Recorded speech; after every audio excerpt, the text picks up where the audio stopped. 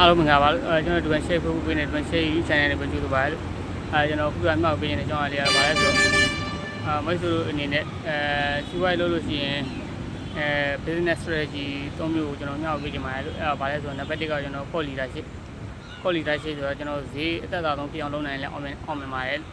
ဥပမာကိုစီးပွားရေးလုပ်ငန်းကထုတ်လိုက်တဲ့ကုမ္ပဏီစီကအခြားကုမ္ပဏီစီတွေကျွန်တော်ဈေးသက်သာဆုံးပြင်လဲအောင်မြင်နိုင်ပါတယ်နံပါတ်2ကတော့ကျွန်တော် differentiation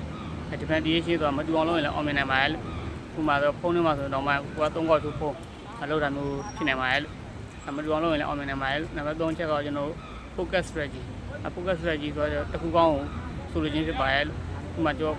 မာဖုန်းထဲမှာဆိုတော့မှကိုကကင်မရာအကောင်းဆုံးဖုန်းလားအဲ့လိုတစ်ခုကောင်းလုပ်လို့ရှိရင်လည်းအောင်မြင်နိုင်ပါတယ်လို့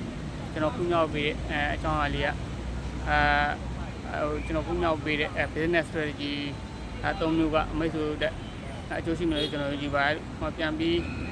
အနည်းဆုံးအောင်မယ်ဆိုလို့ရှိရင်နံပါတ်1ကကျွန်တော် cost leadership ဈေးသက်သာအောင်ပြအောင်လုပ်ခြင်းဖြစ်တယ်နံပါတ်2ကတော့ကျွန်တော် differentiation မတူညီအောင်ထူးခြားအောင်လုပ်ခြင်းဖြစ်တယ်နံပါတ်3ကကျွန်တော် focus strategy တစ်ခုကောင်းလုပ်ခြင်းဖြစ်တယ်အဲ့လိုလုပ်လို့ရှိရင်ကျွန်တော်တို့ရဲ့မိတ်ဆွေတွေစီးပွားရေးလုပ်ငန်းကိုအောင်မြင်နိုင်ပါတယ်